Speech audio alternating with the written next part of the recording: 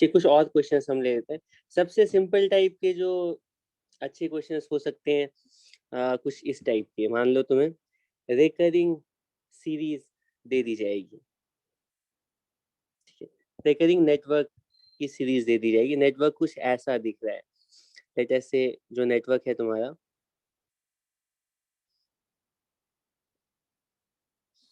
Infinity तक ये wire है, और ये रेजिस्टर है, ये एक रेजिस्टर है। अच्छा, ये हमारे पास वायर है, ये रेजिस्टर है, ये रेजिस्टर है, ये रेजिस्टर है,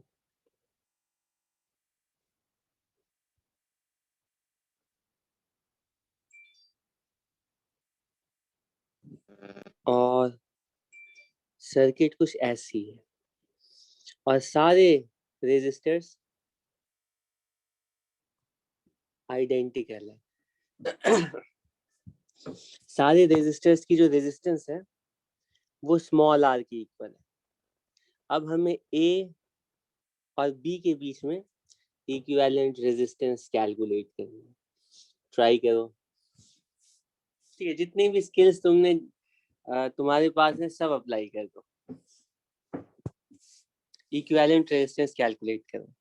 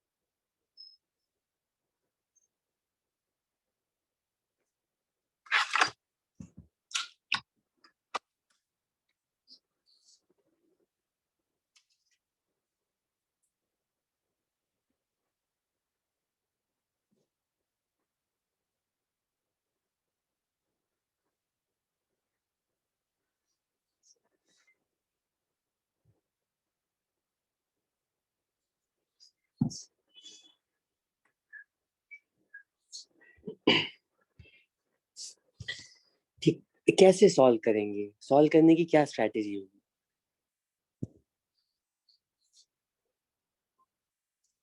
ओके, आंसर्स आ रहे, लेकिन तुम्हारा आंसर मुझे उतना लग नहीं रहा है कि सही होगा। ये आर है, ये आर है।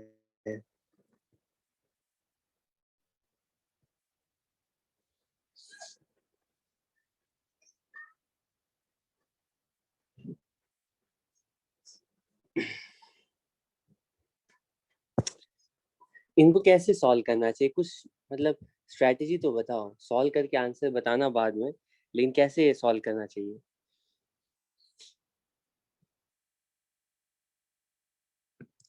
देखो, अगर अच्छे लेवल का क्वेश्चन आता है, मतलब टेस्ट की बात कर रहा हूँ, टेस्ट में अच्छे लेवल का पेपर आता है, तो उसमें एक दो सिली मिस्टेक्स रीजनेबल है।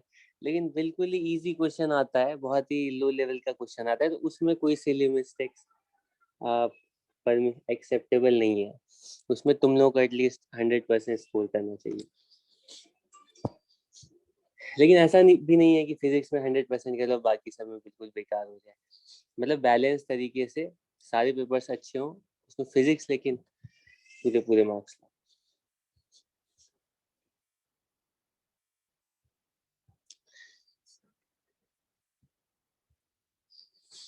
अच्छा, तुम लोगों ने मैथ्स में बचपन में ऐसे क्वेश्चन सॉल्व किए हैं कि ये इस एक्सप्रेशन की वैल्यू बताओ? इस तरह की ये सीरीज जो थी ना, वो एक्सटेंड होते जाती थी। ये सब सॉल्व किया है पहले? ऐसे क्वेश्चंस को सॉल्व करने की क्या स्ट्रैटेजी होती थी हमारी? इनको सॉल्व करने के लिए क्या सोच होती थी हमारी? ये तो सीरीज ही इनफाइनाइट, इन्फिनिटी तक जाना है डायरेक्टली, तो हम कैसे कैलकुलेट करेंगे? तो एक तरीका, बहुत अच्छा तरीका ऐसा होता था कि हम बोलते थे ऐसा करते हैं, हम इस पूरे एक्सप्रेशन को ना x मान लेते हैं, ठीक है, ठीक है, इन्फिनिटी तक अगर ये एक्सटेंड कर रहा है, इस पूरे सम को ना x मान ले लेते हैं, ठीक है। अगर ये पूरा पूरा टर्म x के इक्वल है तो इसमें ट्रिक हम ये यूज करते हैं, क्योंकि इन्फिनिटी तक एक्सटेंड हो रहा है और इन्फिनिटी तक रिपीट हो रहा है, तो इसमें अगर हम क्लोजली अगर पूरे सारे टर्म्स को देखेंगे तो हम बोलेंगे जैसा x का एक्सप्रेशन है, ठीक है, बिल्कुल वैसा ही एक्सप्रेशन दोबारा यहाँ से स्टार्ट हो रहा है। ये यहाँ से आगे वाला जो टर्म है ना, वाला जो एक्सप्रेशन है ना, वो बिल्कुल वैसा ही है जैसा कि x है, ठीक है। तो हम बोलेंगे अगर अगर हम पूरी वैल्यू के x मानते हैं तो ये वाली वैल्यू भी x होगी, ठीक है। तो इस पूरी वैल्यू को हम हटा करके बोलें कि ये x है, तो इसको हम x रख देते हैं, और ये इक्वेशन x में एक इक्वेशन आ गई है, ये क्वाड्रेटिक इक्वेशन बन जाएगी, सॉल्व करके x की वैल्यू पता चल जाएगी। यही तो ट्रिक यूज करते हैं ना, ठीक है। मतलब x की ऐसी वैल्यू होनी चाहिए जिसमें कि अगर x की वैल्यू यहाँ पर सब्स्टिट्यूट करें तो लेफ्ट टर्म और राइट हैंड साइड टर्म ये दोनों इक्वल होना चाहिए। यहाँ पे भी कुछ ऐसा ही करते हैं, हम बोलते हैं कि अगर मान लो हमें a और b के बीच में इक्विवेलेंट रेजिस्टेंस कैलकुलेट करनी है, हम नेटवर्क को इधर से देख रहे हैं, ठीक, a और b के बीच में देख रहे हैं, ठीक है, ठीक है। अब हम बोलते हैं कि जैसा नेटवर्क हमें a और b के बीच में दिख रहा है, ठीक है, यहाँ पर खड़े होकर के a और b के बीच में हमें कंप्लीट नेटवर्क जैसा दिख रहा है, बिल्कुल वैसा ही नेटवर्क इसके बाद x और y के बीच में भी दिख रहा है, ठीक है। अगर हम यहाँ से नेटवर्क को देखें, यहाँ से उठाए पूरा पूरा नेटवर्क, ये हालांकि इन्फिनिटी तक है, इसको तो डायरेक्टली हम ऐसे सॉल्व नहीं कर सकते। हाँ, अगर हम मतलब स्टार्ट करते, मतलब बिल्कुल फंडामेंटल मेथड से स्टार्ट करते और हम ऐसा बोलते कि कोई भी नेटवर्क दे दिया जाए, इक्विवेलेंट रेजिस्टेंस का मतलब v वोल्टेज की बैटरी कनेक्ट करो और आई करंट चेक करो कितना पास हो रहा है। तो यहाँ पे तुम v वोल्ट की बैटरी लगाते और फिर केसीएल अप्लाई करके, करंट डिवीजन रूल अप्लाई करके, मतलब करंट को प्रॉपरली केसीएल अप्लाई करके डिवाइड करते जाते, तो भी तुम्हारा आंसर आता। लेकिन यहाँ पे करंट डिवीजन में तुम्हें सिमेट्री को एक्सप्लॉइट करना पड़ेगा, ठीक, डिफरेंस बस यही होगा। अगर प्रॉपरली तुम करंट को डिवाइड कर लेते हो तो किसी भी लूप में तुम केवीएल अप्लाई करके इक्विवेलेंट रेजिस्टेंस की वैल्यू ऐसे भी कैलकुलेट कर लोगे, ठीक है। लेकिन मैं कह रहा हूँ उतना करने की जरूरत नहीं है। हम यहाँ पे जो रिकरिंग सर्किट है इसकी सिमेट्री को एक्सप्लॉइट करेंगे। सिमेट्री कहने का मतलब है कि इसका जो पैटर्न जो रिपीट हो रहा है, एक्स और वाई के बीच में जो पूरा नेटवर्क है वो बिल्कुल वैसा ही है जैसा ए और बी के बीच में कंप्लीट नेटवर्क। तो एक्स और वाई के बीच वाले कंप्लीट नेटवर्क को हम रिप्लेस कर सकते हैं, मतलब ए और बी के बीच में हम अज्यूम कर लेते हैं, लेटर से ए और बी के बीच में कंप्लीट नेटवर्क की इक्विवेलेंट रेजिस्टेंस कैपिटल आर है, ठीक है। ए और बी के बीच में कंप्लीट नेटवर्क की इक्विवेलेंट रेजिस्टेंस कैपिटल आर है, तो एक्स और वाई के बीच में भी ना, एक्स और वाई के बीच में भी इक्विवेलेंट रेजिस्टेंस आर होगा। तो एक्स और वाई के बीच में ये जो पूरा नेटवर्क है इसको हम हटा करके एक रेजिस्टर लगा सकते हैं of equivalent resistance, how much, capital R, ठीक, यहाँ पे हम लगाएंगे कैपिटल आर, और ये स्मॉल आर है और ये स्मॉल आर है, ये पॉइंट ए है और ये पॉइंट बी है। अब मैं कह रहा हूँ ए और बी के बीच में इक्विवेलेंट रेजिस्टेंस जो होगा वो कैपिटल आर के इक्वल ही होना चाहिए। कैलकुलेट करके देखते हैं, हम बोलेंगे equivalent resistance between A and B equals, क्या होगा, ये दोनों सीरीज में आ गए और इन दोनों के साथ ये स्मॉल आर पैरेलल में आ गया। अब तो ये पूरा सर्किट ऐसा बन गया ना, ये स्मॉल आर कैपिटल आर ये दोनों सीरीज है, सीरीज में है, ए और बी के अक्रॉस अगर इक्विवेलेंट रेजिस्टेंस निकाल लें और इनके सीरीज के साथ स्मॉल आर पैरेलल में, ठीक है। तो हम बोलेंगे, एक बार मैं लिख दूं, ये और ये दोनों पैरेलल में है, तो पैरेलल का फॉर्मूला अप्लाई करते हैं, R1 R2 and R2 here is small r plus capital R. अच्छा, ठीक है। जिन लोगों ने नहीं सुना एक बार फिर से सुन लो।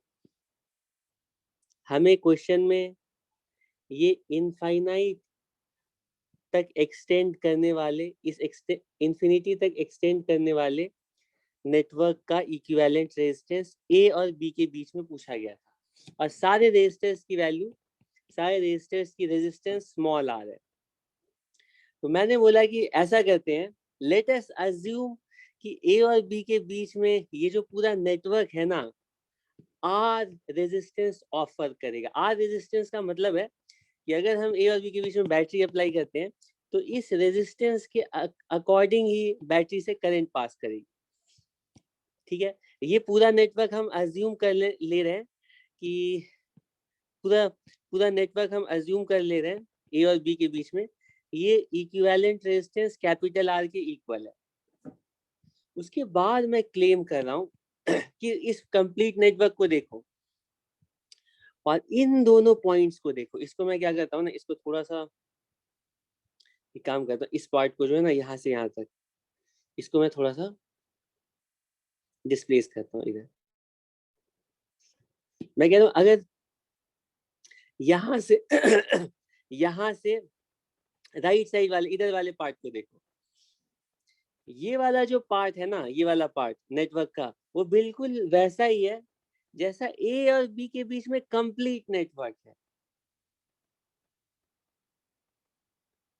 ठीक है, क्वेश्चन में यही कंडीशन दी गई है कि ये पैटर्न रिपीट होता जा रहा है, तो इसकी रेपिटेशन को ही हमें एक्सप्लॉइट करना है। कैसे एक्सप्लॉइट करेंगे? एक्सप्लॉइट करने के लिए कह रहा हूँ कि ए और बी के बीच में जैसा भी पैटर्न है, जैसा भी नेटवर्क है, इन दोनों पॉइंट्स के भी, ए और बी के बाद दोबारा इन दोनों पॉइंट्स के बीच में भी ये नेटवर्क वैसा ही होगा। तुम बोल सकते हो यहाँ से भी अगर हम देखेंगे, इस पार्ट को अगर हम हटा दें, इधर वाले पार्ट को अगर हटा दें, फिर से जो ये बचा हुआ पार्ट है, ये भी बिल्कुल ए और बी के जैसे नेटवर्क का ही, ए और बी के बीच वाले के बीच में जैसा नेटवर्क है वैसा ही ये वाला नेटवर्क भी है, वो बिल्कुल है। तुम यहाँ पर भी आर मान करके सॉल्व कर सकते हो, आंसर ऑलमोस्ट सेम आएगा, एग्जैक्टली तो नहीं आएगा, उसमें थोड़ा सा डिफरेंस आता है। वो क्यों आता है वो तो अब तुम्हारे लिए फूड फॉर थॉट है। जैसे ये वाला जो क्वेश्चन था ना, तुम चाहो तो x यहाँ ना मान करके यहाँ पे x मान सकते हो। ये तुम चाहो तो तुम बोलो ये वाला पार्ट भी x है, ये वाला पार्ट भी तो x है, ये वाला पार्ट, एक मिनट मैंने कुछ किया, हाँ ये वाला पार्ट x है, तुम चाहो तो इस वाले पार्ट को भी x मान सकते हो। ठीक है, या इस वाले पार्ट को भी x मान सकते हो, कहीं पर भी x मानोगे आंसर ऑलमोस्ट सिमिलर आना चाहिए। लेकिन सबसे इसके जस्ट बाद ये वाला पैटर्न सबसे पहला ऐसा पार्ट है जो कि आइडेंटिकल एक्स के, तो हम यहाँ पे एक सब्स्टिट्यूट करेंगे तो हमारी इक्वेशन सिंपल आएगी बस। तो वही कह रहा हूँ कि ये ए और बी के बीच में जैसा नेटवर्क है बिल्कुल वैसा ही नेटवर्क इन दोनों पॉइंट्स के बीच में भी है। तो यहाँ से लेकर के इधर राइट साइड वाला ये जो नेटवर्क है ना, ये जो शेडेड नेटवर्क है, इस शेडेड नेटवर्क को हम रिप्लेस कर सकते हैं single resistance with capital R. ठीक, क्योंकि ए और बी के बीच में अगर इक्विवेलेंट रेजिस्टेंस आर मान रहे हैं तो इन दोनों पॉइंट्स के बीच में इस नेटवर्क के लिए भी इक्विवेलेंट रेजिस्टेंस कैपिटल आर है। तो इस पार्ट को हम हटा करके एक रेजिस्टर कैपिटल आर का लगा सकते हैं। ये पॉइंट क्लियर हुआ?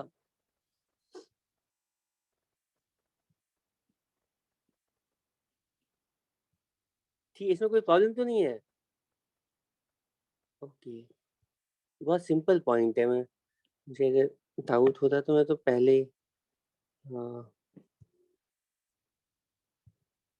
एक्स और वाई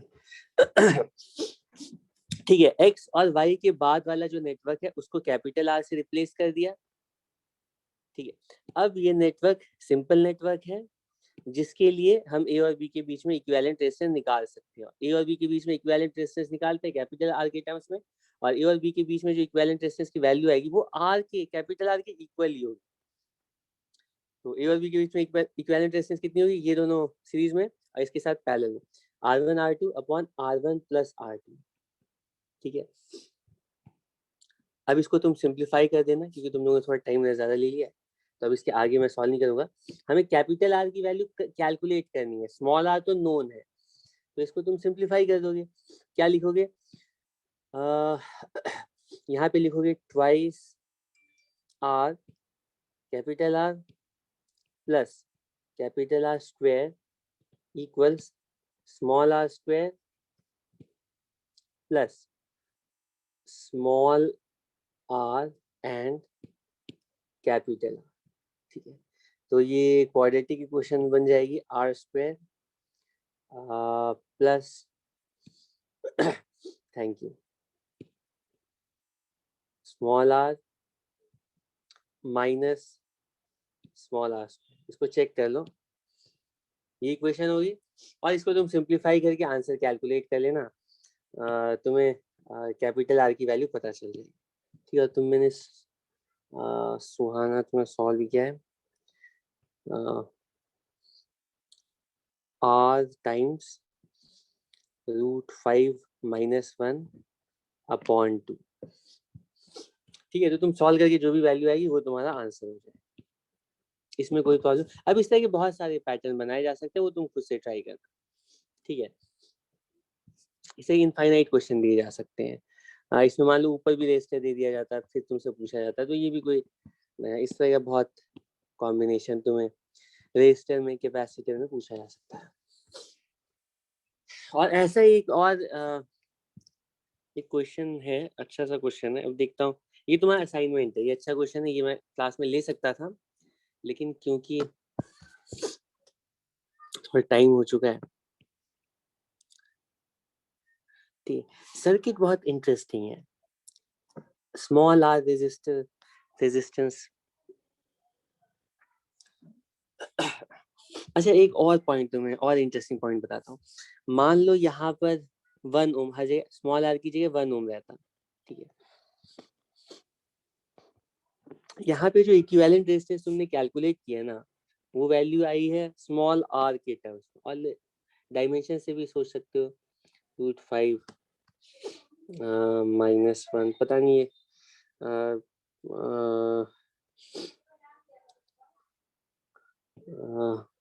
इसको चेक कर लेना। -b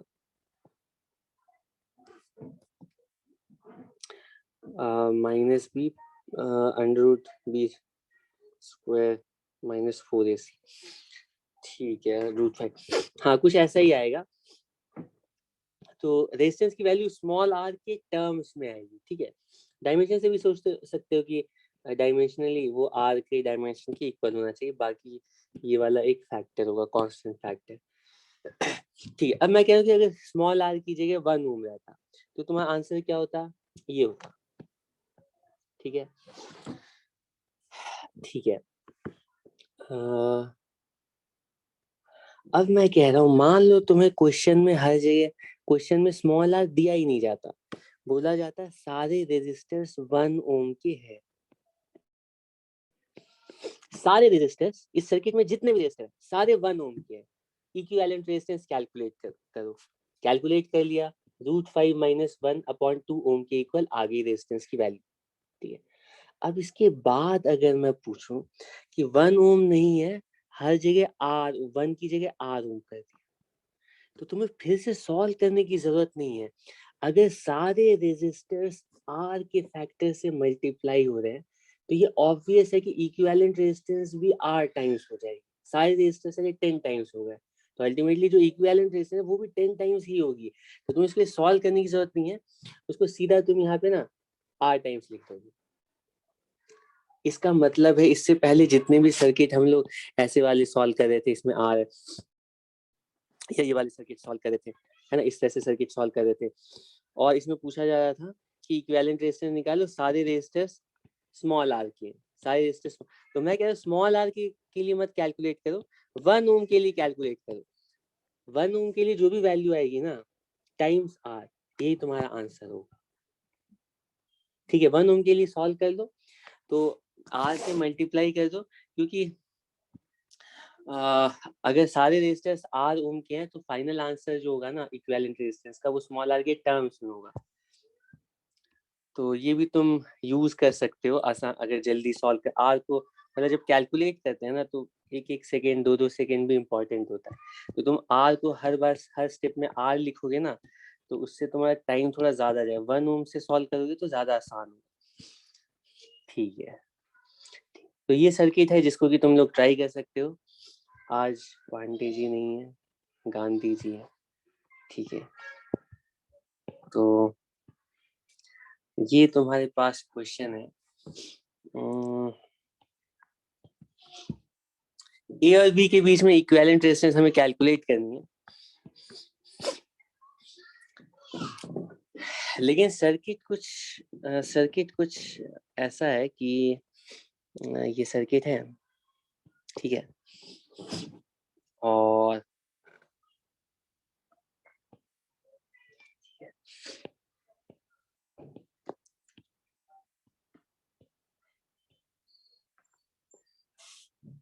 ठीक है, ये सर्किट है,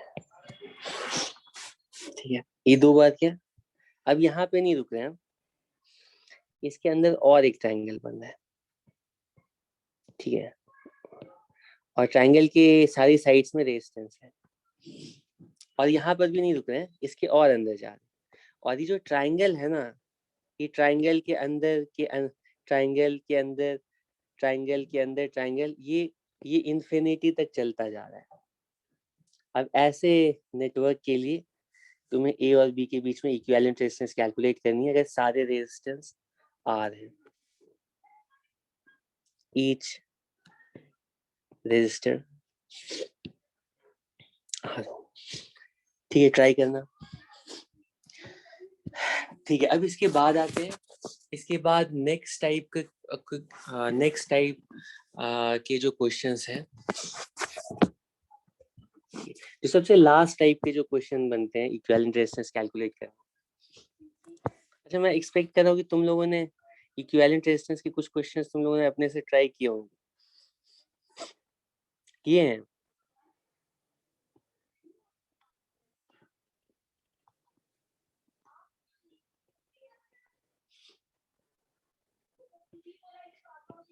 ये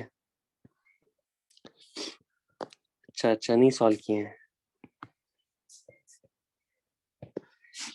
ये क्या बना रहा हूँ तुम लोग को अंदाजा होता है?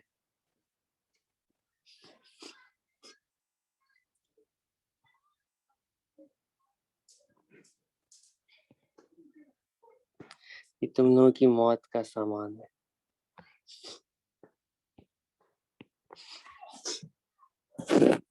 ठीक है, तो एक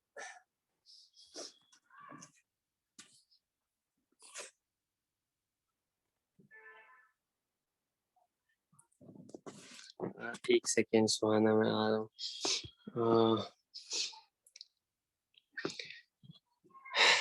ठीक है, ये क्यूब है और क्यूब के सारे साइड्स पे जो वायर लगा हुआ है उसकी रेजिस्टेंस स्मॉल आ रहा है।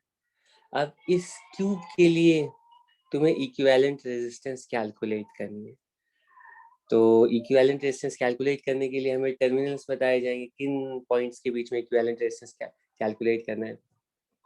तो इसमें 3 टाइप के क्वेश्चंस पूछे जा सकते हैं। पहला है कि एडजेसेंट कॉर्नर्स के अक्रॉस इक्विवेलेंट रेजिस्टेंस बताओ।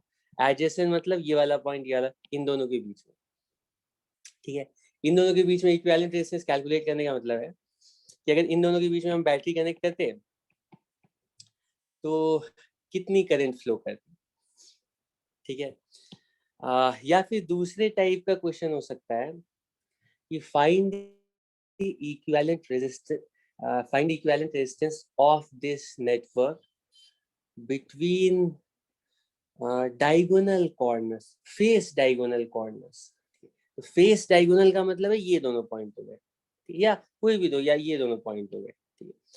तो फेस डायगोनल का मतलब है ये एक पॉइंट है, इन दोनों पॉइंट, ऐसे दो पॉइंट्स के बीच में नेटवर्क के लिए इक्विवेलेंट रेजिस्टेंस कैलकुलेट करना, ठीक है। And the third point, the third type of question will be find the equivalent resistance between the diagonal points of this cube. मतलब क्यूब के जो क्यूब का जो डायगोनल है, और क्यूब का डायगोनल कौन सा होगा, ये वाला पॉइंट और ये वाला पॉइंट, जिसको बॉडी डायगोनल बोलते हैं। इन तीनों के लिए हमें इक्विवेलेंट रेजिस्टेंस ऐसे नेटवर्क के लिए कैलकुलेट करना है। ठीक है, ट्राई करते हैं। तो मैं एक या दो के लिए तुम्हें सॉल्व कर दूंगा, बाकी के लिए तुम लोग ट्राई करना, या हिंट दे दूंगा।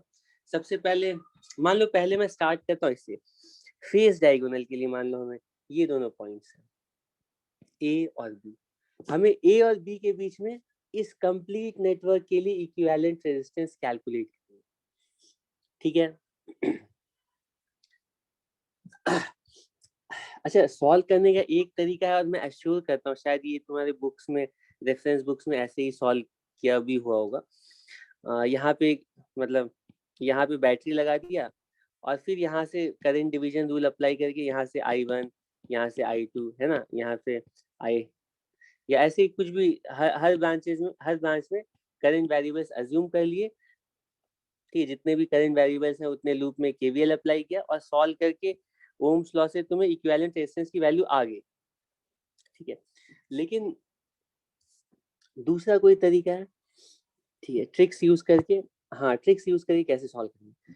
तो ए और बी के बीच में इस नेटवर्क के लिए इक्विवेलेंट रेजिस्टेंस अगर कैलकुलेट करना है, तो मैं कहता हूँ कि इस नेटवर्क को और ज्यादा क्लोजली ऑब्जर्व करने की कोशिश करते हैं, और इक्विवेलेंट रेजिस्टेंस कैलकुलेट करने के लिए अक्रॉस ए बी मैं इसी सेम सर्किट का ना मैं टॉप व्यू ड्रॉ करता हूँ।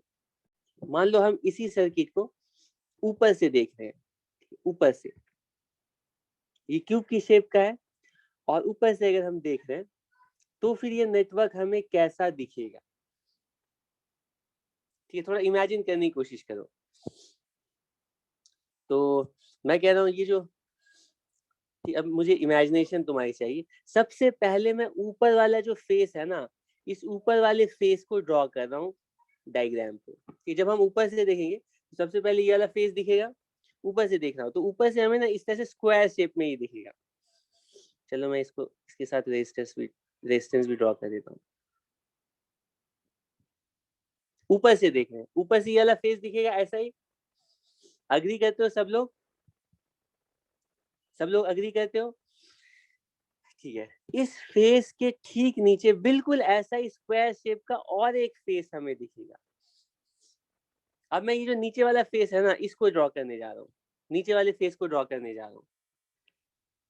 ठीक है, विजुअलाइजेशन की जरूरत है। तो जो इसके नीचे वाला फेस है ना, वो कुछ ऐसा दिखेगा, ऊपर से हम देख रहे हैं।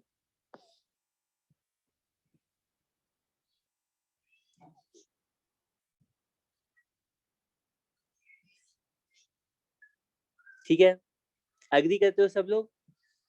और ये जो नीचे वाला फेस है ना, इसी के डायगोनल्स के अक्रॉस हमें इक्विवेलेंट रेजिस्टेंस निकालनी है। मतलब ये जो ए और बी पॉइंट्स हैं, ए और बी पॉइंट्स हैं, वो कुछ ये पॉइंट होंगे, ये ए पॉइंट है और ये बी पॉइंट है।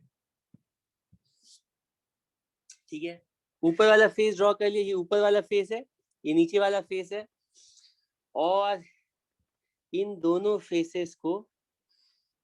फेसेस के कॉर्नर्स को ये 4 रेजिस्टर्स ना कनेक्ट किए हुए हैं। तो इन 4 रेजिस्टर्स को भी मैं यूं कॉर्नर वाले, और ये हमारा सेम इलेक्ट्रिकली ये वाला सर्किट और इलेक्ट्रिकली ये क्यूब, ये दोनों सेम। अग्री करते हो सब लोग?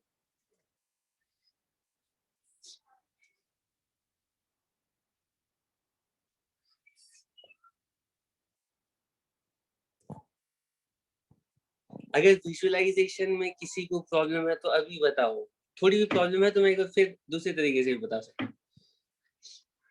या फिर तुम ऐसा सोच सकते हो कि एक काम करते हैं हम, ये जो पूरी सर्किट है ना, इसको, ये जो पूरा क्यूब है ना, मतलब रेजिस्टेंस की वैल्यू हम चेंज नहीं कर रहे हैं।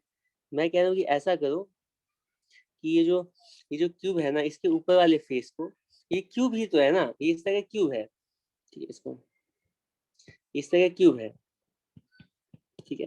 मैं कह रहा हूँ ये जो ऊपर वाला फेस है ना, इसको यहाँ पे ऐसे करके, ठीक है, हैमर लो, ये थॉर वाला हैमर लो और इसको स्लैम करो। तो जैसे पुश करोगे ना, तो ये बिल्कुल फ्लैट हो जाए इस तरह का। गलत कह रहा हूँ? ठीक है। तो ये नेटवर्क, अब इस नेटवर्क में हमें रेजिस्टेंस सीरीज में है, पैरेलल में है, या X axis symmetry, Y axis symmetry, देखना मुश्किल है, इसीलिए मैं इसको कंप्रेस कर दे रहा हूँ, ठीक है, ऊपर से कंप्रेस कर दे। कंप्रेस करने के बाद सर्किट कुछ, नेटवर्क कुछ इस तरह का। अब इस सर्किट के लिए तो इक्विवेलेंट रेजिस्टेंस निकालना आसान है, ठीक है। ए और बी ये पॉइंट्स है, तो इसको थोड़ा तुम्हें रोटेट करके, ये जो सर्किट है इसको तुम्हें थोड़ा ऐसे रोटेट करके देखना पड़ेगा, ठीक है। मैं तुम चाहो तो अपने लैपटॉप को रोटेट कर लो या टैब को रोटेट कर लो।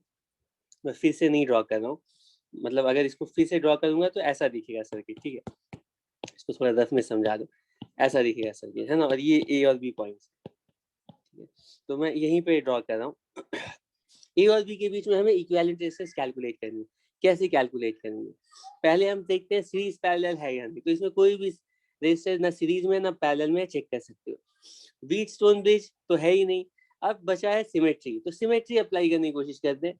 क्या इसमें एक्स एक्सिस सिमेट्री है? हाँ, एक्स एक्सिस सिमेट्री भी है, वाई एक्सिस सिमेट्री है, वाई एक्सिस सिमेट्री भी है। तो क्योंकि इस सर्किट में वाई एक्सिस सिमेट्री है, तो ये वाला पॉइंट, ये वाला पॉइंट, ये वाला पॉइंट, ये सारे सेम पोटेंशियल पर हो जाएंगे। और अगर सेम पोटेंशियल के बीच में कोई रेजिस्टर लगता है तो उससे कोई करंट नहीं फ्लो करता है, उसको हम रिमूव कर सकते हैं। इसका मतलब ये वाला रेजिस्टर और ये वाला रेजिस्टर रिमूव हो गया, और जैसे ये दोनों रेजिस्टर्स रिमूव होंगे, तुम्हारी सारी प्रॉब्लम सॉल्व हो जाएगी, क्योंकि अब सारे रेजिस्टर सीरीज में पैरेलल में आ जाएंगे। इक्विवेलेंट रेजिस्टेंस कितना होगा? ये आर है, ये 2R है, ये 2R है, इनका मिला करके आर हो गया, और बीच में ये 3R हो गया, और ऊपर 2R, नीचे 2R, इनका मिला करके आर। तो आर और 3R कितना हो गया? 3R/4, ठीक है, 3R/, ये इक्विवेलेंट रेजिस्टेंस हो जाएगी। कोई प्रॉब्लम?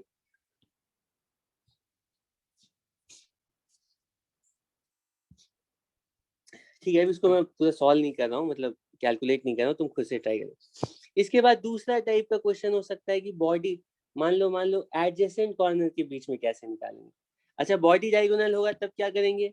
ये दोनों पॉइंट ए और बी, तो अगर ए और बी के बीच में पूछा जाएगा ना, तो इसका मतलब है कि तुम्हें मैं ऐसे ही ड्रॉ कर लेता तो सही होता।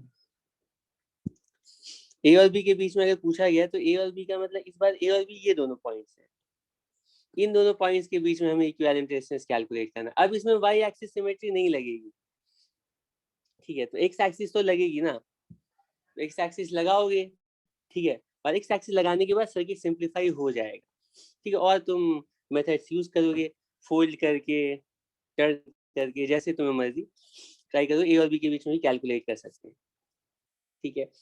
या फिर कुछ भी नहीं लग रहा है तो यहाँ पे तुम ओम्स लॉ से भी इक्विवेलेंट रेजिस्टेंस निकाल सकते हो, इसको ट्राई करना।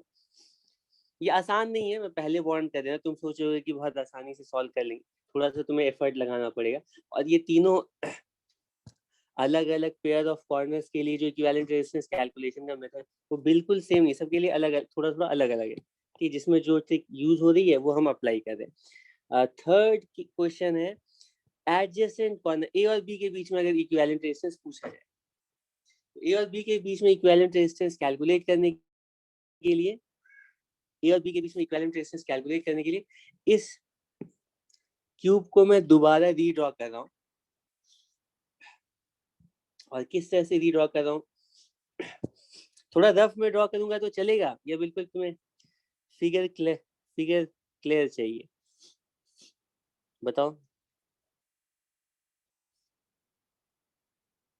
क्योंकि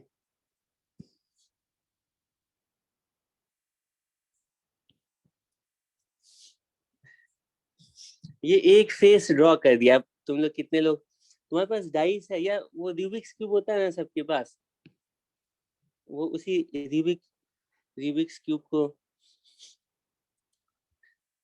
तुम लोगों में से कोई है जो कि रूबिक्स क्यूब 10 सेकेंड में सॉल्व कर देता है, या बिना देखे सॉल्व कर देता है? इस टाइप के भी लोग होते हैं। अच्छा, वेरी गुड। अच्छा, तुम लोग तो जीनियस हो। नहीं, मैं रूबिक्स क्यूब नहीं सॉल्व करता, मुझे लगता है कि ये टाइम वेस्ट है।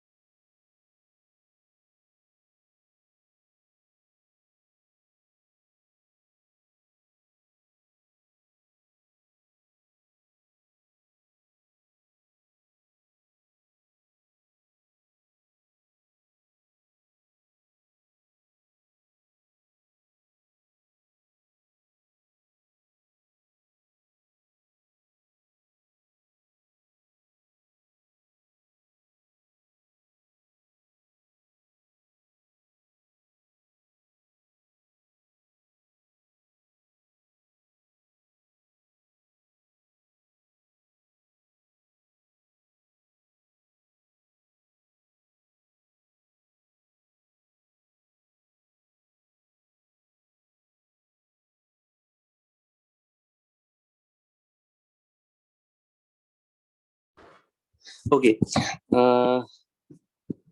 ठीक है। अब ये जो दूसरा फेस जानबूझ के थोड़ा स्ट्रेच करके ड्रॉ कर रहा हूँ, या मैं एक काम और कर सकता हूँ, थोड़ा सा मैं इसको कलर कोड यूज करता हूँ। जो आगे ये जो बैक साइड वाला रजिस्टर है ना, इसको मैं दूसरे कलर से यूज करता हूँ। ये पीछे वाला रजिस्टर है, ठीक है, और ये भी पीछे वाला रजिस्टर है, और ये भी पीछे वाला रजिस्टर, और ये तीनों बैक साइड में, ठीक है। और जो फ्रंट साइड है वो ये है।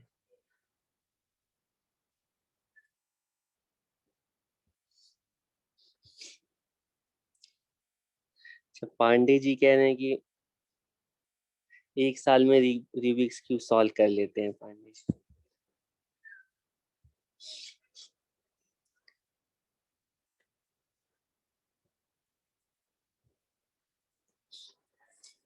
ठीक है, थोड़ा विजुलाइज कर पा रहे हो? ये ब्लू वाले जो रेजिस्टर्स है ना, वो बैक साइड में है।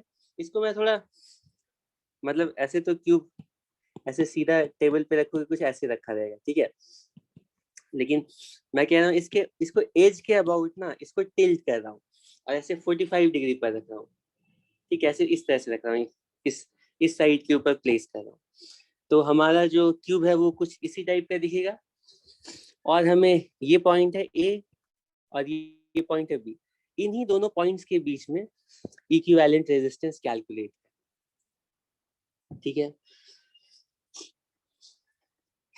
ठीक है। तो ट्राई करते हैं। तो इसमें सबसे पहले सीरीज पैरेलल, क्या कोई रेजिस्टेंस सीरीज में है? पैरेलल में नहीं है, चेक कर लो, सीरीज और पैरेलल में नहीं है कोई भी रेजिस्टेंस। उसके बाद हम सोचेंगे कि व्हीटस्टोन ब्रिज सिमेट्री। तो क्वेश्चन है, क्या हम इस सर्किट में कोई सिमेट्री अप्लाई कर सकते हैं?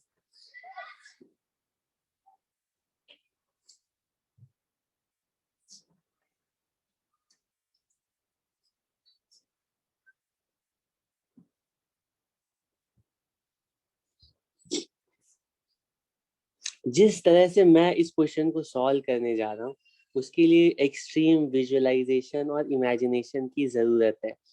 इससे पहले जितने भी सर्किट्स हम ड्रॉ, यहाँ पे वाई एक्सिस सिमेट्री हाँ बिल्कुल है, लेकिन पॉइंट ये है कि ये जो इससे पहले जो हम सर्किट्स लेते थे ना, वो 2D सर्किट्स होते थे। तो 2D सर्किट में एक्स एक्सिस और वाई एक्सिस समझ में आता है, लेकिन यहाँ पे एक्स एक्सिस वाई एक्सिस में थोड़ा मतलब इमेजिनेशन में प्रॉब्लम होगी।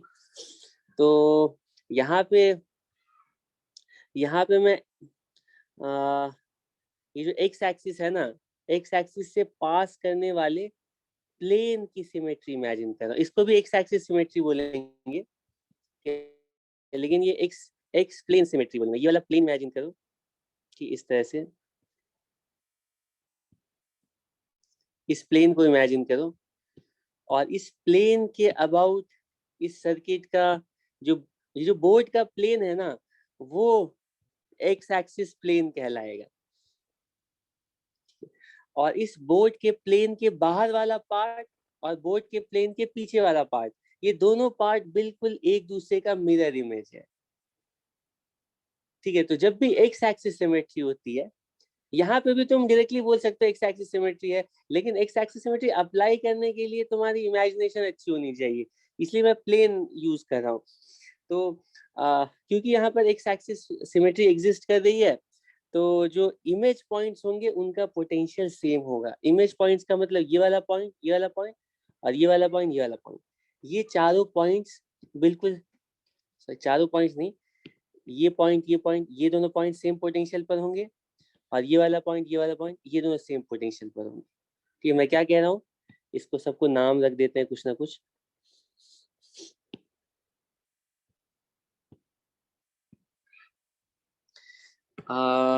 अच्छा, अभी तक जितना, कितने लोगों को अभी तक कुछ भी नहीं इमेजिन हो रहा है? थोड़ा ये पहले क्यूब किस तरह से रखा है ये इमेजिन कर पा रहे हो?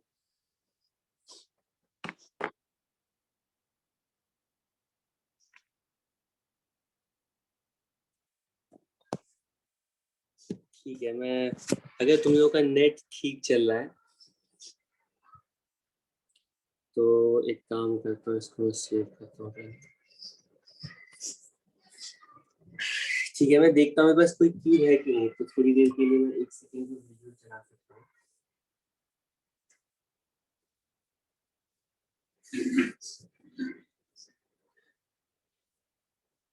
एक सेकंड।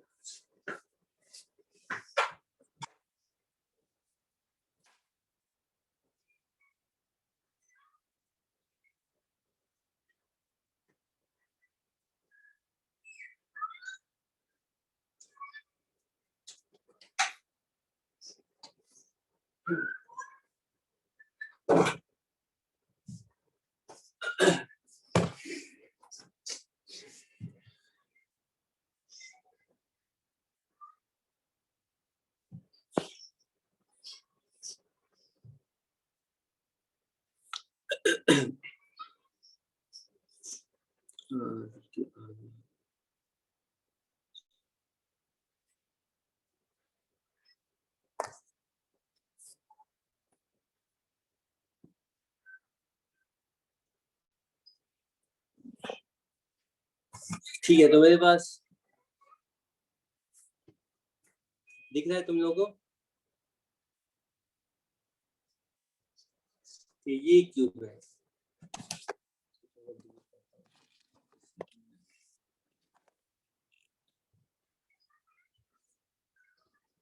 ये मेरा क्यूब है। मुझे इन्फॉर्म करते जाओ कि तुम्हें आवाज भी आ रही है और तुम्हें अच्छे से वीडियो भी दिख रहा है। ठीक है, तो इस क्यूब का हमें के लिए इक्विवेलेंट रेजिस्टेंस निकालना है across any two adjacent corners. तो एडजेसेंट कॉर्नर्स कौन से हम सेलेक्ट करेंगे? लेट अस से एक एडजेसेंट कॉर्नर ये वाला है, ये तुम्हारे सामने वाला जो कॉर्नर है, और यानी इस कॉर्नर, और हर एक एज में ना तुम एक रेजिस्टर लगा हुआ इमेजिन करो। तो ये जो एडजेसेंट कॉर्नर्स है, इन दोनों कॉर्नर्स के अक्रॉस हमें इक्विवेलेंट रेजिस्टेंस कैलकुलेट करें। तो मैं बस तुम्हें यूं कह रहा हूँ कि इन दोनों कॉर्नर्स के अबाउट ना हम इसको ऐसे यूं करके रखेंगे, इस तरह से। इमेजिन कर पा रहे हो? अब तो इमेजिन नहीं करना है, देखना है बस। तो ये जो दो कॉर्नर्स हैं जहां पे मैंने अपने हाथ रखे हैं, इन्हीं दोनों पॉइंट्स के अक्रॉस क्यूब की इक्विवेलेंट रेजिस्टेंस कैलकुलेट करेंगे। ठीक है, तो अब मैं कह रहा हूँ कि इन दोनों पॉइंट्स को ज्वाइन करने वाली लाइन से पास करता हुआ प्लेन, इसका जो बाइसेक्टर प्लेन है ना, ये वाला जो प्लेन, इस प्लेन को इमेजिन करो। क्योंकि ये ये हमारी एक्स एक्सिस है, ठीक है। इसी के अक्रॉस हमें बैटरी कनेक्ट करके इक्विवेलेंट रेजिस्टेंस कैलकुलेट करनी है, ठीक है। तो मैं कह रहा हूँ इस ये जो एक्स एक्सिस है इसके साथ तुम एक्स एक्सिस से पास करने वाली प्लेन इमेजिन करो, ये वाली प्लेन। अब मैं कह रहा हूँ इसके तुम्हारे लिए पता नहीं ये वाला लेफ्ट है या राइट है, क्योंकि वीडियो में मतलब ये लेफ्ट राइट इन्वर्जन हो जाता है। तो ये वाली साइड और ये वाली साइड मतलब लेफ्ट और राइट साइड एक दूसरे का बिल्कुल मिरर इमेज है। तो मेरा बस ये कहना है कि अगर हमें कॉर्नर एडजेसेंट कॉर्नर इन दोनों पॉइंट्स के अक्रॉस इक्विवेलेंट रेजिस्टेंस कैलकुलेट करनी है, तो ये वाला पॉइंट और ये वाला पॉइंट ये दोनों इमेज पॉइंट्स कहलाएंगे। और अगर ये दोनों इमेज पॉइंट्स कहलाएंगे तो इन दोनों का पोटेंशियल बिल्कुल सेम है, ठीक है। और इसी फिगर को मैंने ड्रॉ किया, इन दोनों को, इसका पोटेंशियल 5 वोल्ट है, इसका पोटेंशियल 5 वोल्ट है, और इसके पीछे इसको मैं थोड़ा जैसे टर्न करता हूँ, इन दोनों का पोटेंशियल, ठीक है, इसका पोटेंशियल और इसका पोटेंशियल,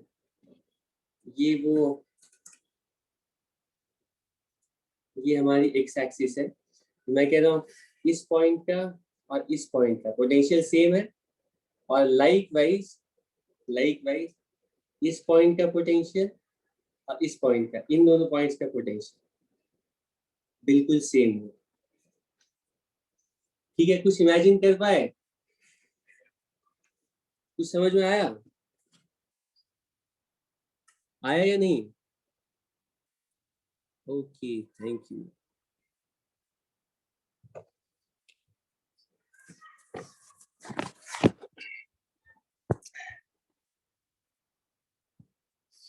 ठीक है, तो मैं कह रहा था कि हमारे पास पिछले दो रेजिस्टर्स कुछ यूं हैं, सेम क्यूब को ड्रॉ करना, सेम ओरिएंटेशन में, ठीक है।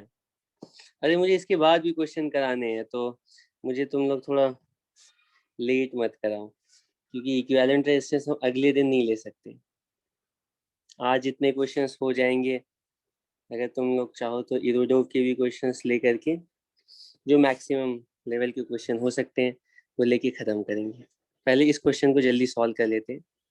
सॉल्व करने में 1 मिनट लगेगा, मेन है क्वेश्चन को समझना, ठीक है। जो मैं नहीं चाह रहा था इस फिगर में वैसा हो गया है, थोड़ा सा मैं लॉन्ग ड्रॉ करता हूँ,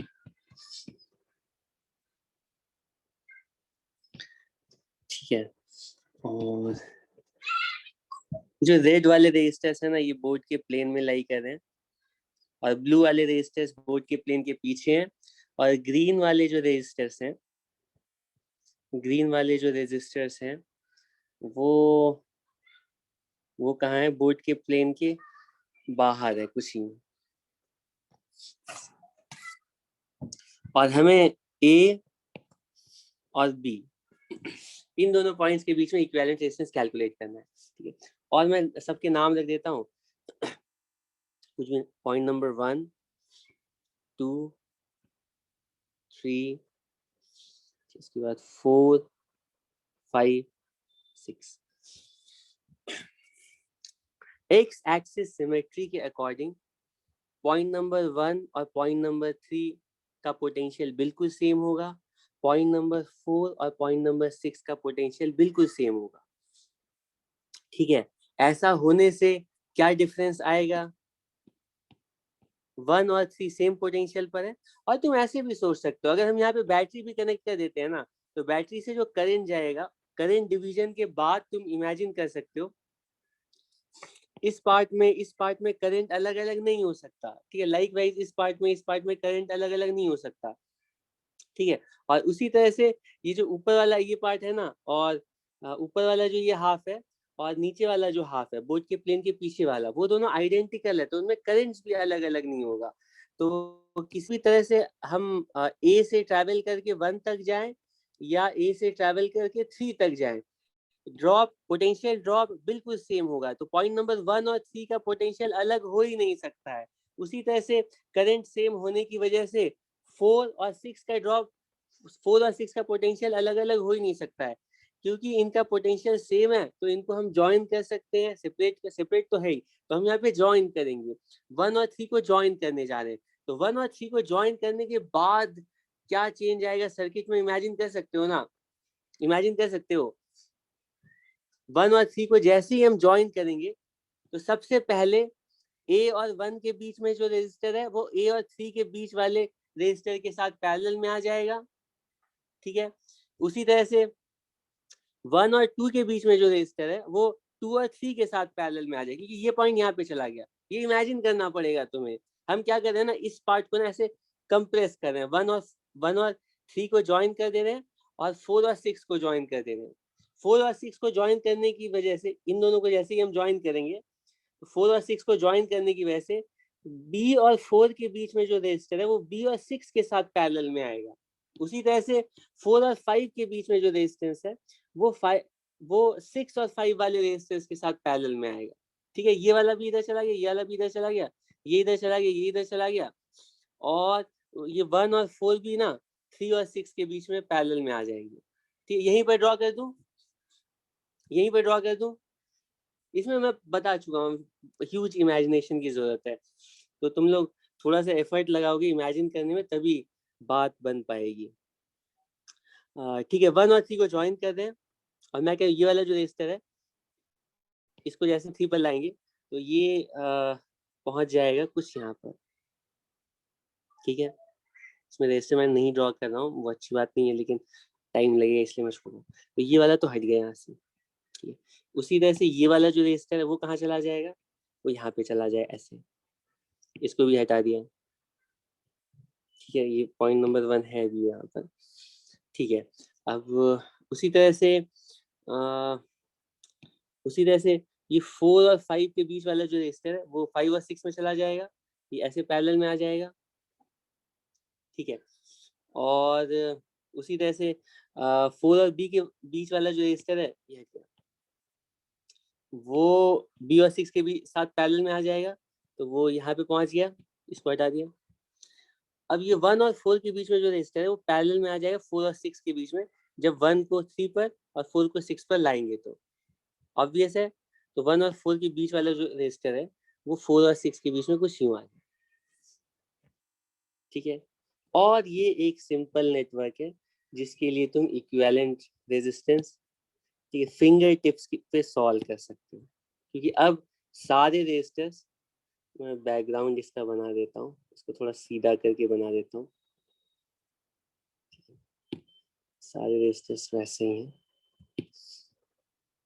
दोबारा सेम सर्किट ड्रॉ कर रहा हूँ, बस इसको थोड़ा सीधा कर लेना ताकि देखने में आसानी हो। ये इसके साथ पैरेलल में, इसके साथ पैरेलल में, इसके साथ पैरेलल में, इसके साथ पैरेलल में, इसके साथ पैरेलल में। अब ये R/2 R/2 R/2 R/2 R/2 और ये दोनों R आ जाएंगे बस, ठीक है। तो इन सब की जगह मैं R/2 लगा देता हूँ।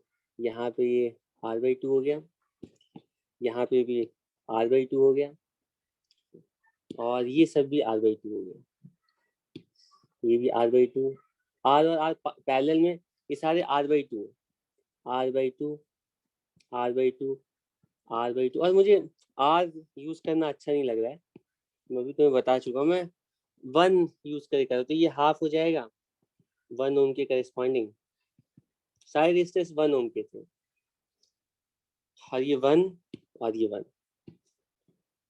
अब सिंप्लीफाई कर लो, अब सारे सीरीज पैरेलल में है, इसको सिंप्लीफाई करके तुम्हारा आंसर आ जाएगा, ठीक है। ओके,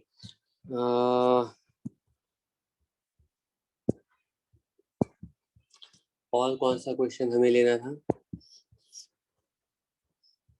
ठीक है। तो आज के लिए इतना ही करें क्या, या एक क्वेश्चन जाते जाते, इरोडो का ये फेमस क्वेश्चन है। हमारे पास ये इस तरह से वायर का, इनफाइनाइट वायर का ये मेश है। वैसे तुम लोग अगर घर पे थोड़ा मतलब इक्विवेलेंट रेजिस्टेंस वाले क्वेश्चंस कुछ खुद से सॉल्व कर चुके होते तो तुम्हें सॉल्व करने में मजा आता। अरे नहीं, एक और क्वेश्चन लेना है, वो बहुत इंपॉर्टेंट है।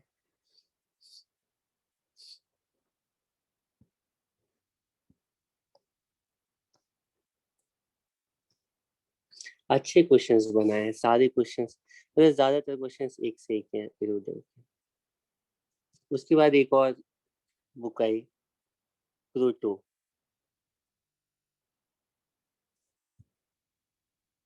तो ये मीर पब्लिकेशन की थी, उसको यहाँ इंडिया में किसी और शायद CBS पब्लिकेशन उसको डिस्ट्रीब्यूट करता है।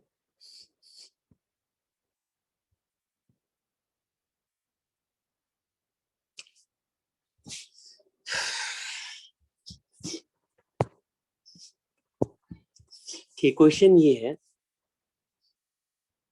कि इस तरह का infinite equally spaced identical infinite wires को यूज करके एक ग्रिड बनाया गया, ठीक है, और सबको ज्वाइन कर दिया गया, ये सारे पॉइंट ज्वाइन कर दिए गए, ठीक है। तो ये जिस भी मटेरियल का वायर बना होगा उसकी कुछ रेजिस्टिविटी होगी, फाइनाइट डायमेंशन होने की वजह से किसी भी दो जंक्शन के बीच में जो रेजिस्टर लगा हुआ है, जो जो वायर का हिस्सा, वायर का पार्ट लगा हुआ है, इस पार्ट के लिए हमें बता दी गई है कि रेजिस्टेंस R है, ठीक है। मतलब इस पार्ट को हटाओ, इस पार्ट की रेजिस्टेंस R, इसकी R, इसकी R, इसकी R, इसकी, तो हर दो नोड के बीच की रेजिस्टेंस के बीच के वायर की रेजिस्टेंस R है। अब क्वेश्चन में बोला गया है, ध्यान से सुनना, find the equivalent resistance of this infinite grid. मतलब पूरे ग्रिड के लिए इक्विवेलेंट रेजिस्टेंस कैलकुलेट करनी है बिटवीन, बिटवीन कौन से दो पॉइंट्स, मतलब पॉइंट्स बताए जाएंगे तभी तो इक्विवेलेंट रेजिस्टेंस कैलकुलेट करेंगे। तो between any two adjacent nodes, मान लो ये ए है और बी है, ए और बी के बीच में इक्विवेलेंट रेजिस्टेंस कैलकुलेट करें।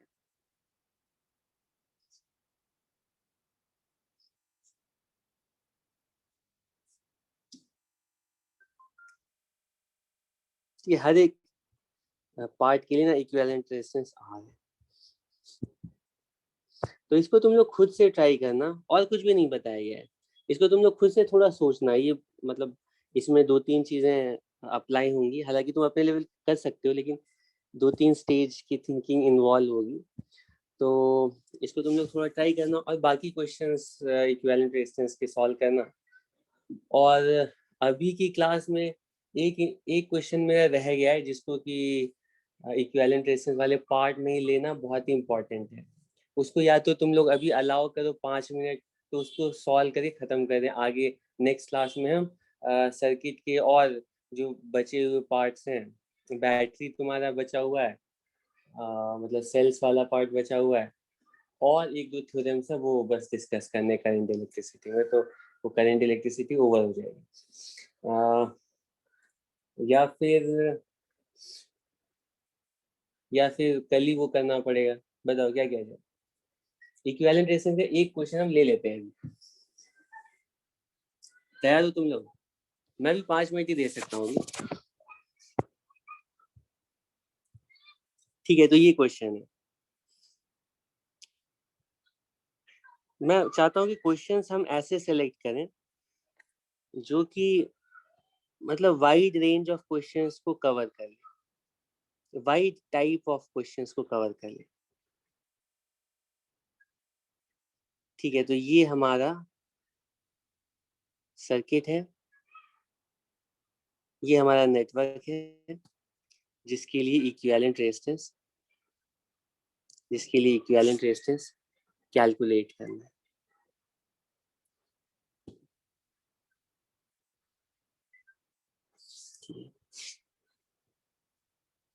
ये व्हीट स्टोन ब्रिज जैसा ही है,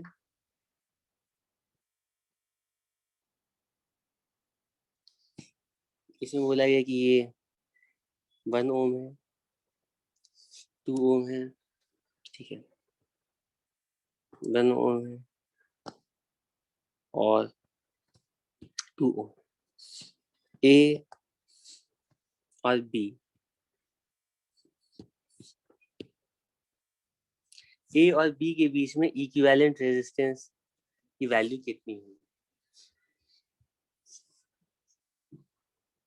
बताओ।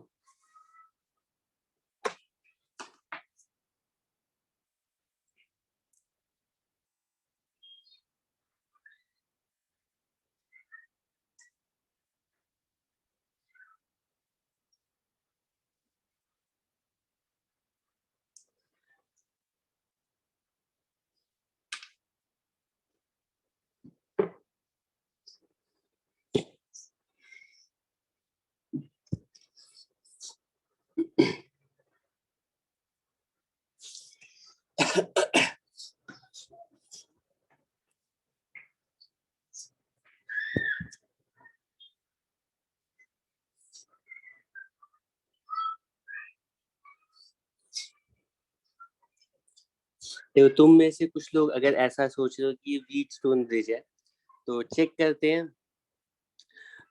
डायगोनल रेजिस्टर्स का प्रोडक्ट 1 मल्टीप्लाइड बाई 1 तो देख सकते हो कि डायगोनल रेजिस्टर्स की रेजिस्टेंसेस का प्रोडक्ट इस केस में सेम नहीं है। हाँ, अगर ये 2 होता और ये 1 होता तब तो ये व्हीट स्टोन ब्रिज था, डायरेक्टली हम इसको सॉल्व करके 3/2 आंसर बोलते, लेकिन ये व्हीट स्टोन ब्रिज नहीं है। ठीक है, व्हीट स्टोन ब्रिज नहीं है, फिर कैसे सॉल्व करेंगे? अगर ये व्हीट स्टोन ब्रिज नहीं है तो इसमें wheat stone bridge principal apply नहीं होगा, और नहीं व्हीट स्टोन ब्रिज अप्लाई नहीं होगा तो इसमें सिमेट्री भी नहीं अप्लाई हो रहा है, तो इसमें कोई भी मेथड्स जो हमने सीखा है इक्विवेलेंट रेजिस्टेंस कैलकुलेट करने के लिए वो डायरेक्टली अप्लाई नहीं हो रहा है। तो हम इसके लिए इक्विवेलेंट रेजिस्टेंस कैसे कैलकुलेट करेंगे? तो एक ही तरीका बचता है कि ओम्स लॉ अप्लाई करें, ठीक है? लेकिन ओम्स लॉ अप्लाई करके तो इक्विवेलेंट रेजिस्टेंस की वैल्यू आ जाएगी, लेकिन इसमें एक सिमेट्री एग्जिस्ट करती है और उस सिमेट्री का नाम है रिवर्स सिमेट्री।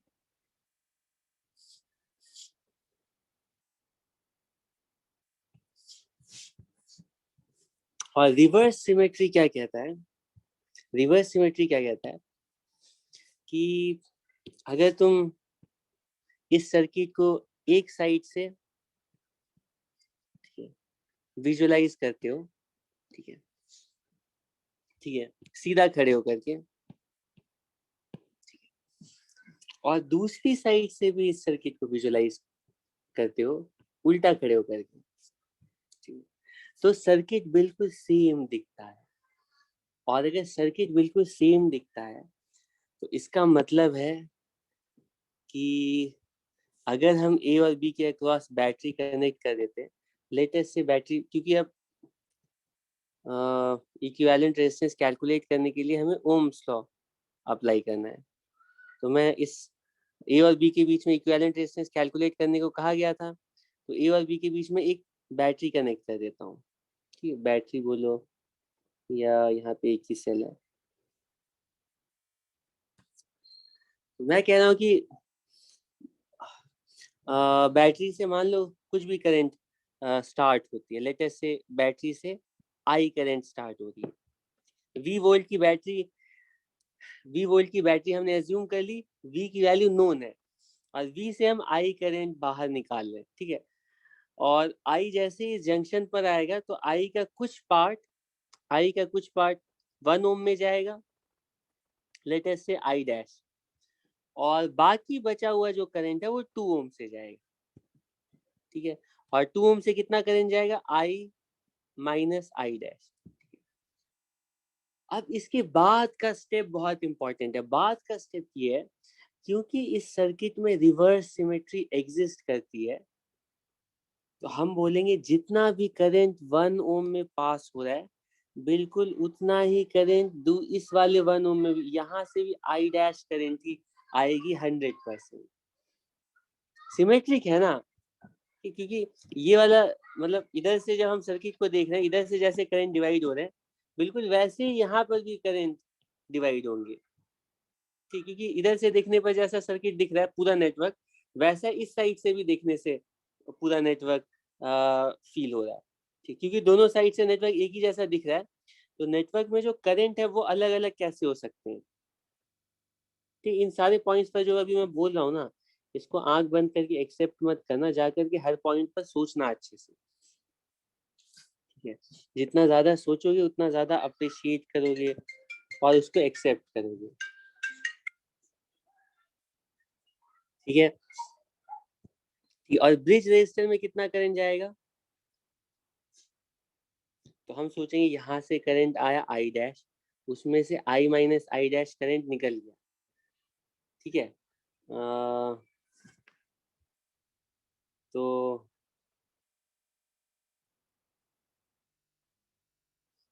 तो ब्रिज वाले में कितना करंट जाएगा?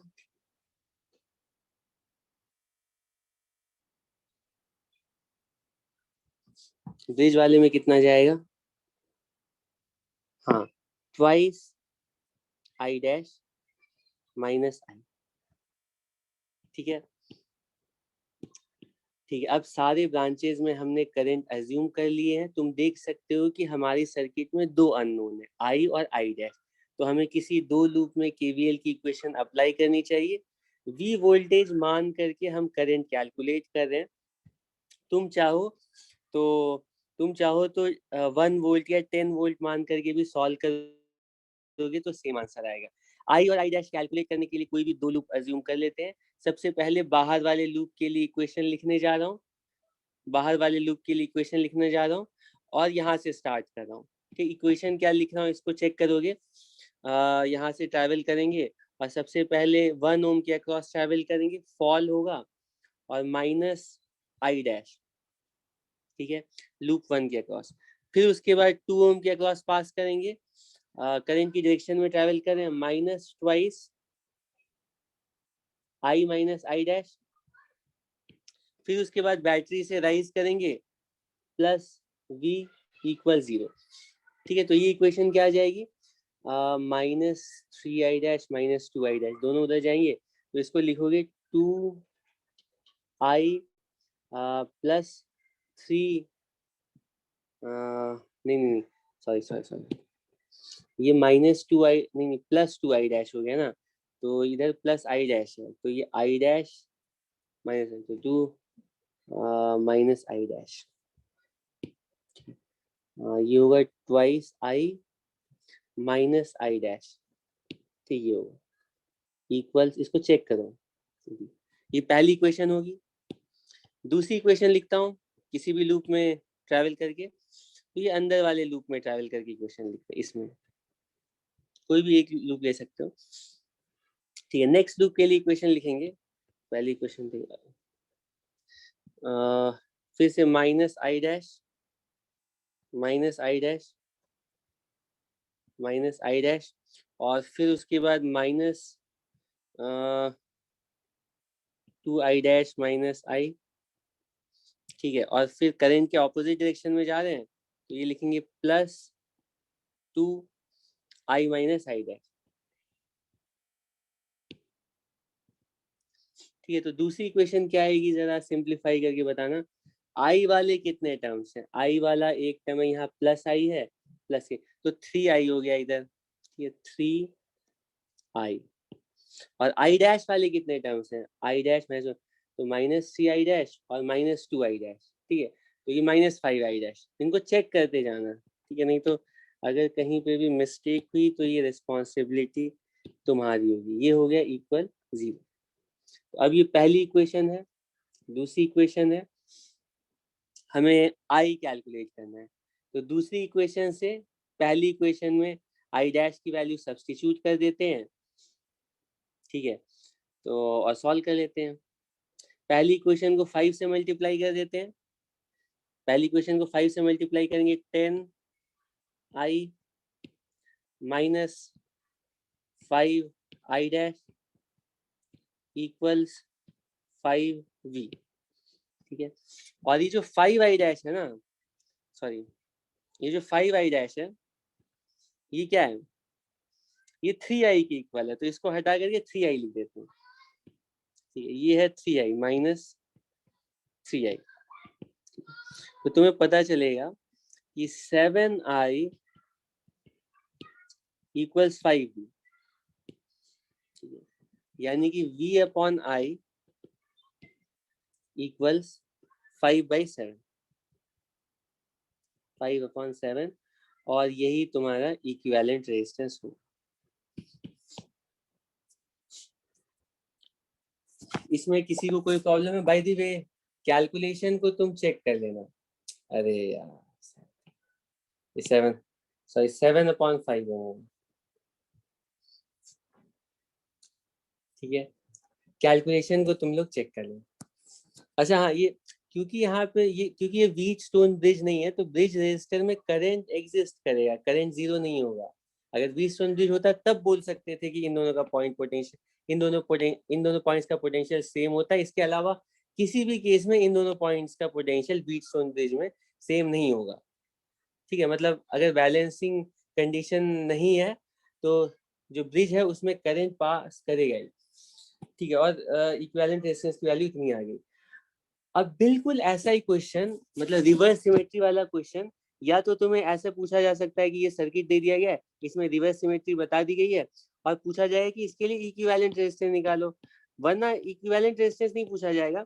बोला जाएगा इसके साथ बैटरी लगा के दे दी जाएगी, इसमें बोला जाएगा ये 10 वोल्ट लगा हुआ है, और पूछा जाएगा ये बताओ कि ब्रिज से कितना करंट पास करेगा, ठीक है। तो इसको भी सॉल्व करने का मतलब बिल्कुल जैसे पहले सॉल्व किया ना वैसे ही सॉल्व करना है, बस उसमें तुम करंट निकाल लोगे, वही तुम्हारा आंसर हो जाएगा, रेजिस्टेंस तक आना ही नहीं है।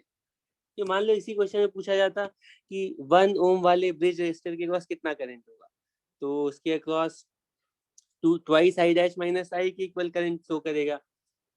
आई डैश पता चल गया, आई पता चल गया, तो करंट की वैल्यू कैलकुलेट कर लोगे, है ना। ठीक है, सुहाना तुम्हारा डाउट होपफुली क्लियर हो गया ना इसमें।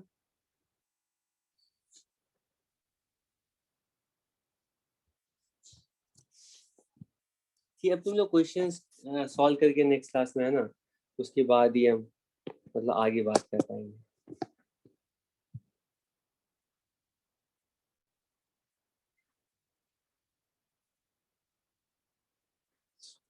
तुम लोगों के डाउट्स मैं देख नहीं पाया था।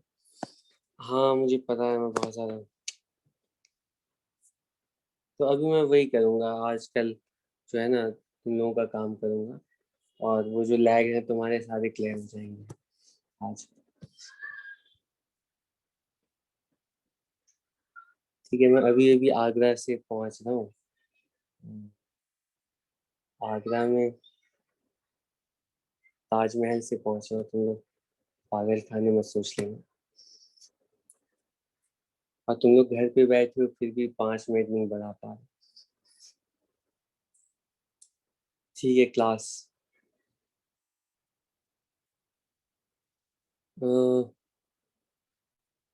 ठीक, अभी अभी जो बताया इनमें से कोई अगर डाउट पूछना है तो 1-2 मिनट में तुम लोग डाउट पूछ सकते हो, वरना फिर बाद में हम करते हैं।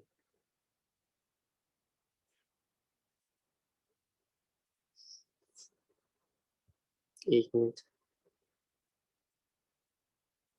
हाँ नीचे से व्हीटस्टोन पेज, आशिक में तो मैं समझा नहीं है, नीचे व्हीटस्टोन पेज में आई नहीं जाएगा, हाँ हाँ जाएगा, क्यों नहीं जाएगा। ये जो twice I minus I dash minus I है ना, वो और इधर से आई माइनस आई डैश दोनों मिल करके ना, यहाँ पे आई माइनस आई डैश हो जाएंगे, और ये दोनों मिल करके आई हो जाएगा। तुम चेक कर सकते हो, हर जगह केसीएल वैलिड है। अच्छा हाँ, अब इसमें तुम्हारा क्वेश्चन है कि मान लो हमें रिवर्स सिमेट्री का कोई आइडिया है ही नहीं, हम कैसे सॉल्व करते। तो अगर तुम्हें रिवर्स सिमेट्री नहीं भी पता है तो इस क्वेश्चन को तुम सॉल्व बिल्कुल ओम्स लॉ से सॉल्व कर सकते थे, बस उसमें प्रॉब्लम ये आती कि क्योंकि रिवर्स सिमेट्री तुम नहीं अप्लाई करे तो तुम्हारा वेरिएबल ज्यादा हो जाते, और कोई चेंज नहीं आता। मतलब यहाँ पे तो अच्छी बात है, यहाँ हमने आई माना, यहाँ आई डैश माना, यहाँ पे आई माइनस आई डैश माना, तो रिवर्स सिमेट्री से तुमने इसको आई आई आई डैश ले लिया, और इसको आई माइनस आई डैश ले लिया, और इसमें करंट निकाल लिया। लेकिन अगर रिवर्स सिमेट्री नहीं होती तो कोई प्रॉब्लम नहीं है, तुम यहाँ से जैसे I1 इसको लेते, ये I माइनस I1 होता, और यहाँ से जब जैसे यहाँ पे I1 करंट है ना, तो यहाँ पे तुम I2 लेते, ठीक है।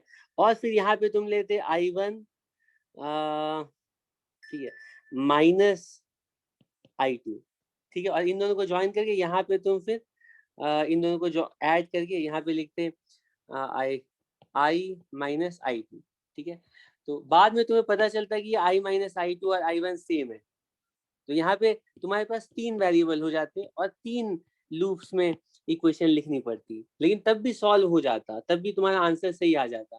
लेकिन तुम्हारे पास 3 वेरिएबल आ जाते और 3 इक्वेशन सॉल्व करनी होती, जो कि ज्यादा लेंदी होता, ठीक है। रिवर्स सिमेट्री से आसानी ये हुई कि ये वाला जो मतलब ये जो नया वेरिएबल तुमने लिया है ना, इसकी जरूरत नहीं है, 2 लूप से ही हमारा काम हो गया। हाँ, so in place of 1 ohm resistor in the middle, there'll be a switch in place of नहीं, स्विच का मतलब है कि ये पहले ओपन है। स्विच का मतलब है, मान लो यहाँ पे स्विच लगा है और यहाँ पे रेजिस्टेंस भी है, तो जब तक ये स्विच ओपन है तब तक तो ये दोनों सीरीज में, ये दोनों सीरीज में, और इसके करस्पॉन्डिंग इक्विवेलेंट रेजिस्टेंस सीरीज पहले से निकाल लिया और उतना ही करंट फ्लो करेगा। ठीक है, जैसे ही हम स्विच को क्लोज करेंगे और अगर ये सर्किट व्हीटस्टोन सर्किट नहीं है, रिवर्स सर्किट है या कोई भी दूसरी सर्किट है लेकिन व्हीटस्टोन नहीं है, तो जैसे ही हम स्विच को क्लोज करेंगे तो ब्रिज रेजिस्टर में भी कुछ करंट आएगा।